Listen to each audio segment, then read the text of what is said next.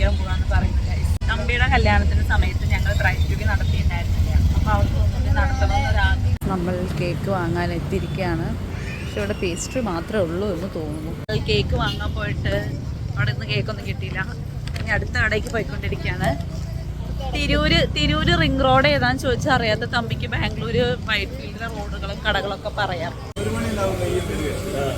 തലശ്ശേരിയിലെ ചായ പോരാ, ഞാൻ വീട്ടിൽ ചെന്നിട്ട് ഫ്രഷ് ആയിട്ട് ഉണ്ടാക്കി തരാൻ പറഞ്ഞിട്ട് ചായ വാങ്ങാതെ ഞങ്ങൾ തിരിച്ചു വന്നു. ഗൈസ്, സംഭവം അവിടെ കടിയൊന്നുമില്ല, അതുകൊണ്ട് ഞങ്ങൾ കഴിക്കാതെ വന്നതാണ്. അടിപൊളി കട്ടൻ ചായ ഞാൻ ഓക്കെ, അപ്പം ഞങ്ങൾ അടുത്ത സ്ഥലത്തേക്ക് പോകുന്നുണ്ട്. പക്ഷെ ആ സ്ഥലത്ത് പ്രശ്നമുണ്ട്. അതിൻ്റെ തൊട്ടപ്പുറത്താണ് സ്റ്റുഡിയോ. ആകെ ഒരു ഉടുപ്പ് വാങ്ങാൻ പോയാൽ ഞാൻ 3000 രൂപയ്ക്ക് സാധനം വാങ്ങിയിട്ടുണ്ട്. എനിക്ക് എന്നെ തന്നെ ഭയങ്കര വിശ്വാസവും കൺട്രോളും ഒക്കെ ആയതുകൊണ്ട് ഞങ്ങൾ പോയി നോക്കട്ടെ. കേക്കൊക്കെ ഓർഡർ ചെയ്ത് വെറുതെ ഒന്ന് സ്റ്റുഡിയോയിൽ കയറിയതാണ്. തമ്പി എന്നെ മണി മാനേജ്മെൻറ്റ് പഠിപ്പിച്ചുകൊണ്ടിരിക്കുകയാണ്. ഒന്നും വാങ്ങാതെ ഞങ്ങൾ തിരിച്ചു പോവുകയാണ് ഗൈസ്.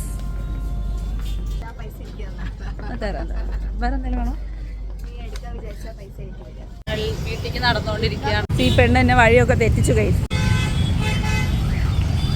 നടന്ന് ഞങ്ങൾ എത്തി ഗൈസ്. നേരല്ലേ? എനിക്ക് വഴി അറിയുന്ന ഞാൻ നോക്കിട്ടേ. ഓക്കെ, അങ്ങനെ നമ്മൾ ഷോപ്പിംഗ് എല്ലാം കഴിഞ്ഞ് വന്നിരിക്കുകയാണ്. അപ്പം അത്രേ ഉള്ളൂ ഗൈസ്.